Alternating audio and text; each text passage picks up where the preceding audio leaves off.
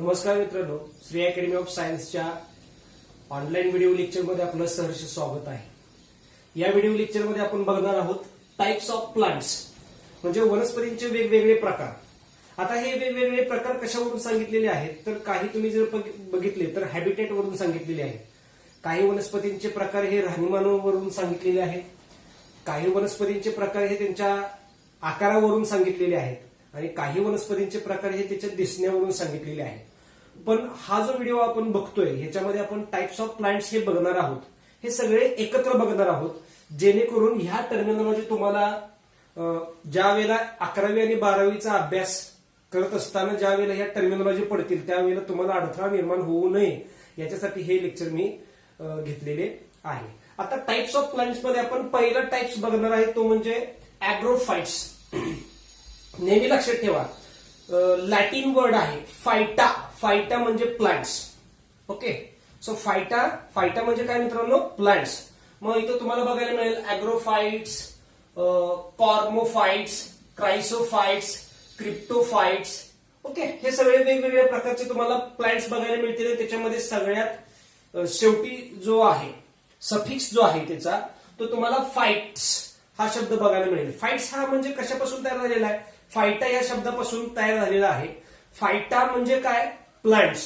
Okay, आणि त्याच्या पुढचा जो शब्द आहे म्हणजे त्याचा प्रिफिक्स जो आहे त्याच्यामध्ये मिनिंग आपल्याला बघायला मिळणार आहे। मग बघा, ॲग्रोफाइट्स। ॲग्रोफाइट्स म्हणजे काय? बघा, ॲग्रो म्हणजे अगार, अगार असं म्हटलं जातं। एकच लक्षात ठेवा मित्रांनो, हा जो अगार आहे तो प्लांट टिश्यू कल्चरमध्ये सॉलिडिफाईंग एजंट्स म्हणून वापरला जातो। एवढंच तुम्ही लक्षात ठेवा। मी तुम्हाला हे नंतर ज्या वेळेला त्याचा रेफरन्स येईल त्यावेळेला मी तुम्हाला डिटेल सांगेन। ओके, सो अगार कुठं वापरला जातो? प्लांट टिश्यू कल्चर टेक्निक मध्ये सॉलिडिफाईंग एजंट्स म्हणून वापरला जातो। ओके, सो प्लांट्स इल्डिंग अगार, एक्झाम्पल रेड अल्गी, किंवा ज्याला आपण रोडोफाइट्स असं म्हटलं जातं। रेड अल्गी जे आहेत, रेड अल्गी लाल कलरच्या अल्गी ज्या समुद्रामध्ये आपल्याला बघायला मिळतात, समुद्रामध्ये असतात लाल कलरच्या अल्गी, त्याच्यापासून एक कंपाऊंड आयसोलेट केला जातो, तो म्हणजे आहे अगार। आणि हा अगार प्लांट टिश्यू कल्चरमध्ये सॉलिडिफाईंग एजंट्स म्हणून वापरला जातो। दुसरा जो प्रकार आहे तो कॉर्मोफाइट्स। ओके, मग ज्या वनस्पतींमध्ये आपल्याला मूळ, खोड आणि पान बघायला मिळतं, म्हणजे ज्या वनस्पतींमध्ये आपल्याला हे अवयव बघायला मिळतात, मूळ, खोड, पान, या वनस्पतींना आपण काय म्हणणार आहे? Cormophytes. Okay, so cormophytes plants with root, stem and leaves. Next, cryophytes. तुम्हाला माहित आहे वनस्पती ह्या पृथ्वी तलावरती सर्वत्र बघायला मिळतात। मग आपल्या इकडचे जमिनीचा भाग असू दे, किंवा पाणी असू दे, किंवा वाळवंट असू दे, किंवा बर्फाळ प्रदेश असू दे, वनस्पती ह्या आपल्याला सर्वत्र बघायला मिळतात। मग ज्या वनस्पती ह्या बर्फाळ प्रदेशांमध्ये असतात, ज्या वनस्पती ह्या बर्फांवरती उगवतात, त्यांना आपण काय म्हणणार आहे? क्रायोफाइट्स। ओके, सोपं आहे। So plants that grows on ice or snow, ज्या वनस्पती बर्फांवरती किंवा बर्फांच्या मोठमोठ्या ढिगांवरती येतात त्यांना काय म्हणायचं आहे आपण? क्रायोफाइट्स। ओके, त्याच्यानंतर पुढचा जो आहे क्रिप्टोफाइट्स। क्रिप्टोफाइट्स म्हणजे काय म्हणून बघा, plants growing under the surface of soil, ज्या वनस्पती मातीच्या खाली उगवतात, ज्या वनस्पती मातीच्या खाली उगवतात त्यांना काय म्हणायचं आहे? क्रिप्टोफाइट्स। समजून घ्या मित्रांनो, ज्या वनस्पती मातीच्या खाली उगवतात त्यांना म्हणायचं आहे क्रिप्टोफाइट्स। Okay, next कॅझमोफाइट्स। कॅझमोफाइट्स, मग तुम्हाला माहित आहे, तुम्ही जर डोंगरांमध्ये वगैरे फिरायला गेला असाल किंवा खडकाळ भागांमध्ये तुम्ही जर बघितलं असेल तर खडकांमध्ये फ्रॅक्चर्स पडलेले असतात, खडकांमध्ये भेगा असतात। त्या खडकांच्या आतमध्ये ज्या भेगा आहेत त्या भेगांमध्ये ज्या वनस्पती उगवतात त्यांना आपण काय म्हणायचं आहे? Chasmophytes. Okay, so chasmo means काय म्हणायचं आहे? Chasmo means rock fractures and phyta means plants. So those plants growing in the cracks of rocks, ज्या वनस्पती खडकांच्या भेगांमध्ये उगवतात त्यांना म्हणायचं आहे कॅझमोफाइट्स। पुढचा कॅल्सिकोल्स किंवा कॅल्सिफिल्स। ओके, सो कॅल्सिकोल्स किंवा कॅल्सिफिल्स म्हणजे काय? बघा, plant growing on calcareous soils. Calcareous soils म्हणजे काय? तर ज्या मातीमध्ये कॅल्शियम कार्बोनेटचं प्रमाण जास्त असतं तिला म्हटलं तर कॅल्सिरियस सॉइल्स. काय म्हणतोय बघा, ज्या मातीमध्ये कॅल्शियम कार्बोनेटचं प्रमाण जास्त असतं त्याला काय म्हणायचं आहे, कॅल्सिरियस सॉइल्स. ओके, मग ज्या वनस्पती त्या कॅल्शियम कार्बोनेट असलेल्या जास्त प्रमाणात असलेल्या मातीमध्ये उगवतात त्याला काय म्हणायचं आहे, कॅल्सिकोल्स किंवा कॅल्सिफिल्स म्हणून म्हटलेलं आहे plants growing on calcareous soils. Next, calcifuge और कॅल्सिफोब्स म्हणजे काय, ज्या वनस्पती ऍसिडिक मातीमध्ये उगवतात, म्हणजे ज्या मातीचा पीएच हा ऍसिडिक आहे त्या मातीमध्ये ज्या वनस्पती उगवतात त्याला काय म्हणायचं आहे, कॅल्सिफ्यूज किंवा कॅल्सिफोब्स म्हणून म्हटलेलं आहे plants growing on acidic soil. ज्या वनस्पती मातीचा पीएच हा ऍसिडिक आहे त्याच्यामध्ये उगवतात त्याला काय म्हणायचं आहे, कॅल्सिफ्यूज और कॅल्सिफोब्स.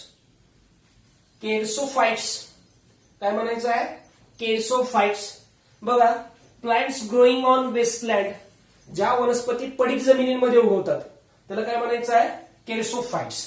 ओके, म्हणजे तुम्ही जर बघितलं भरपूर अशा वनस्पती आहेत पडीक जमिनीमध्ये उगवतात किंवा ज्या जमिनी शेतीसाठी वापरल्या जात नाहीत त्या वनस्पती ज्या जमिनीमध्ये उगवतात, जी जमीन शेतीसाठी वापरली जात नाही त्याच्यामध्ये उगवतात त्याला काय म्हणायचं आहे, केरसोफाइट्स.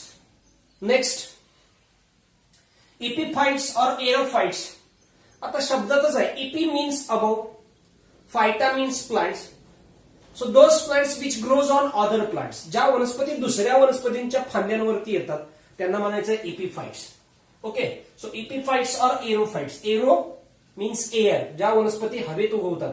हवेत म्हणजे काय, तर अंतराळी नसतात, ज्या वनस्पती दुसऱ्या झाडांच्या फांद्यांवरती असतात त्यांना इपिफाइट्स किंवा एरोफाइट्स असं म्हणायचं आहे. काय म्हटलेलं आहे, plants growing on other plants त्याला काय म्हणायचं आहे, इपिफाइट्स. नेक्स्ट, इर्मोफाइट्स.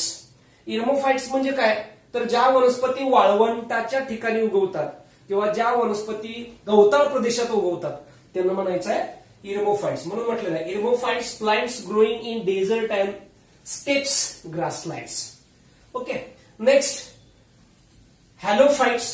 हॅलोफाइट्स म्हणजे काय, तर ज्या वनस्पती दलदलीच्या भागांमध्ये उगवतात. म्हणजे तुम्हाला माहित आहे दलदल म्हणजे काय झालेली असते, तर तिथं जमीन असणार आहे आणि पाणी साचून तयार झालेला भाग, त्या मातीमध्ये कंटिन्यू पाणी असणार आहे आणि दलदल तयार झालेली असते, त्याच्यामध्ये एरोबिक बॅक्टेरिया असणार आहेत आणि त्या भागांमध्ये ज्या वनस्पती येतात त्यांना काय म्हणायचं आहे, हॅलोफाइट्स.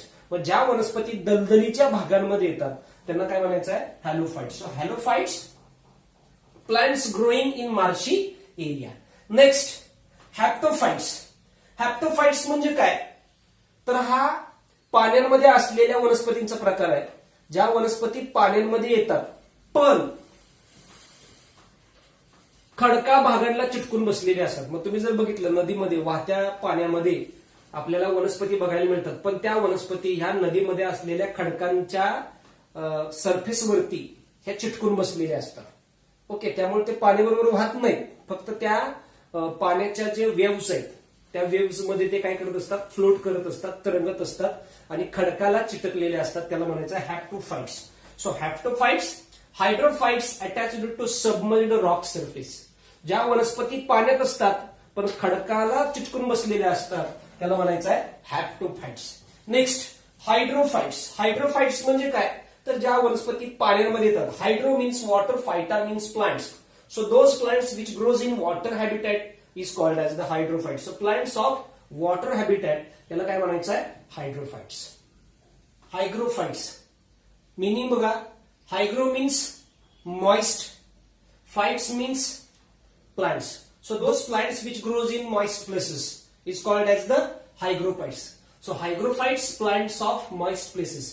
ज्या वनस्पती ओलसर भागांमध्ये येतात त्यांना काय म्हणायचं आहे, हायग्रोफाइट्स. ओके, म्हणजे त्या एरियामध्ये मॉइश्चर हे जास्त पाहिजे. Next, heliophytes. Helio means sun, phyta means plants. So those plants which grows under the sun, म्हणजे ज्या वनस्पती, आता सगळ्याच वनस्पती यांना काय लागणार आहे, सनलाईट लागणार आहे, पण ज्या वनस्पती डायरेक्ट सनलाईटच्या अंडर खूप चांगल्या वाढतात त्यांना आपण काय म्हणणार आहे, हेलिओफाइट्स. सो हेलिओफाइट्स मीन्स सन लव्हिंग प्लांट. जसे शेड लिव्हिंग प्लांट्स असतात तसे सन लिव्हिंग प्लांट्स असणारे ज्यांना सनची जास्त लाईट इंटेन्सिटी आवश्यक आहे त्यांना हेलिओफाइट्स असं म्हटलं जातं. नेक्स्ट लिम्नोफाइट्स. लिम्नोफाइट्स म्हणजे काय? Submerged hydrophytes not attached to substratum. ह्या हायड्रोफाइट्स असतात, पाण्यामधल्या वनस्पती असतात, पण सबस्ट्रॅटमला अटॅच नसतात. ह्या फ्री फ्लोटिंग प्लांट असणार आहेत. ह्या पाण्यामध्ये स्वतंत्र तरंगत असतात. त्याच्यानंतर पुढचा पॉइंट आहे किंवा पुढचा टाइप्स आहे लिथोफाइट्स. आता बघा, litho means rocks, phyta means plants. कुठलीही तुम्ही टर्मिनॉलॉजी पाठ करायची नाही, त्याच्यामध्ये मिनिंग लपलेलं आहे. काहीही पाठ करू नका. Litho means rocks, phyta means plants. So lithophytes. Okay, मग सरळ आहे, ज्या वनस्पती खडकांवरती येतात त्यांना काय म्हणायचं आहे? Lithophytes. So lithophytes plants growing on rocks. Next nanophytes. पुन्हा मिनिंग आलं. Nano means small. Okay, very small, tiny. बरोबर आहे.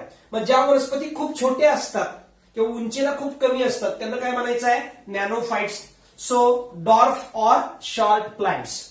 पुढचा मिसोफाइट्स. मिसोफाइट्स म्हणजे काय?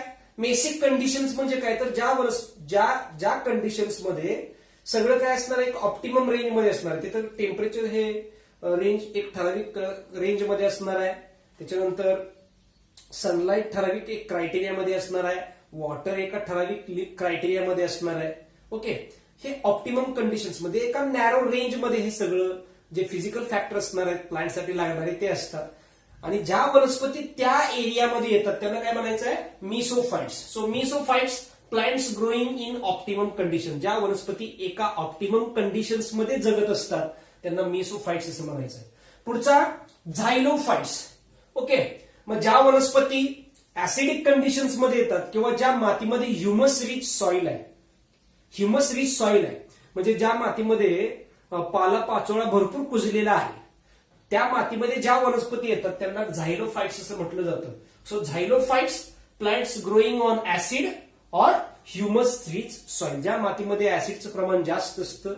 जास्त का असतं? कारण त्याच्यामध्ये पाला पाचोळा हा भरपूर कुजलेला असतो. प्राणी हे कुजून त्यात पडलेली असतात. त्याच्यामध्ये भरपूर ह्युमस तयार झालेला असतो.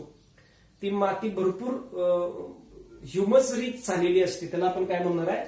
तर ह्युमस रिच सॉइल असं म्हणणार आहे. ज्या मातीमध्ये त्या वनस्पती येतात त्यांना झायलोफाइट्स म्हणायचं आहे. नेक्स्ट फ्रिटोफाइट्स. फ्रिटोफाइट्स म्हणजे ज्या वनस्पती या जमिनीतल्या पाण्यावरती डिपेंडेंट असतात. म्हणजे ज्या वनस्पती जमिनीतलं पाणी शोषून घेतात त्या वनस्पतींना फ्रिटोफाइट्स असं म्हणायचं. So phreatophytes plants depends on ground water. ज्या वनस्पती जमिनीतल्या पाण्यावरती डिपेंडेंट असतात त्यांना phreatophytes. Next psammophytes. Psammophytes, psammo means sandy soil. Sandy soil. ज्या वनस्पती सँडी सॉइल मध्ये येतात त्यांना काय म्हणायचं आहे? पॅझमोफाइट्स. पायरोफिलस. पायरोफिलस. पायरोफिलस म्हणजे काय? तर तुम्ही बघितलं असेल काही ठिकाणी वारंवार वनवे लागत असतात. फॉर एक्झाम्पल ऑस्ट्रेलियासारखं तुम्ही जर जंगल बघितलं ऑस्ट्रेलियासारखं तर कंटिन्यू तिथं लहान मोठे वनवे लागत असतात. मग तिथल्या वनस्पतींनी स्वतःमध्ये अडॅप्टेशन केलेलं आहे. ओके, मग ज्या वनस्पती जळलेल्या वनवे लागलेल्या भागांमध्ये येतात, जळलेल्या भागांमध्ये येतात त्यांना काय म्हणायचं आहे? Pyrophilous. So pyrophilous plants growing on land, burn land. Okay, pyrophilous. Next planktophytes. Planktophytes म्हणजे मायक्रोस्कोपिक प्लॅनोफाइट्स. अशा काही वनस्पती असतात त्या मायक्रोस्कोपिक असतात. काही वनस्पती पाण्याच्या वरती तरंगत असतात, काही वनस्पती मातींवरती असतात पण मायक्रोस्कोपिक असतात. त्यांना म्हणायचं आहे planktophytes. Planktophytes that means what? Microscopic planophytes. Next rheophytes. Rheophytes ही खूप महत्वाची टर्मिनॉलॉजी आहे. रिओफाइट्स म्हणजे काय बघा, ज्या वनस्पती रनिंग वॉटरमध्ये येतात म्हणजे ज्या वनस्पती वाहत्या पाण्यामध्ये येतात त्यांना काय म्हणायचं आहे? रिओफाइट्स असं म्हणायचं आहे. सॅपोफाइट्स. सॅपोफाइट्स म्हणजे काय? तर ज्या वनस्पती मातीच्या वरती येतात त्यांना काय म्हणायचं? Saprophytes. So saprophytes plants growing on the surface of soil. पुढे सॅप्रोफाइट्स. सॅप्रोफाइट्स म्हणजे काय? तर ज्या वनस्पती अशा मातीमध्ये येतात ज्या मातीमध्ये कुजलेले घटक भरपूर असतात. म्हणजे अनेक पाला पाचोळा मेलेले प्राणी हे त्याच्यामध्ये कुजलेले असतात आणि त्याच्यापासून ही माती तयार झालेली असते. ज्या मातीमध्ये ह्युमस जास्त असतो त्या मातीमध्ये ज्या वनस्पती येतात त्यांना काय म्हणायचं, सॅप्रोफाइट्स. ओके. आता फॉर एक्झाम्पल फंगस ही वनस्पती नाही, फंजाय ही वनस्पती नाही, पण ती ज्या मातीमध्ये येते त्याला काय म्हणायचं आहे, saprophytes. So saprophytes plants growing on the dead organic matter. Next स्क्लेरोफाइट्स.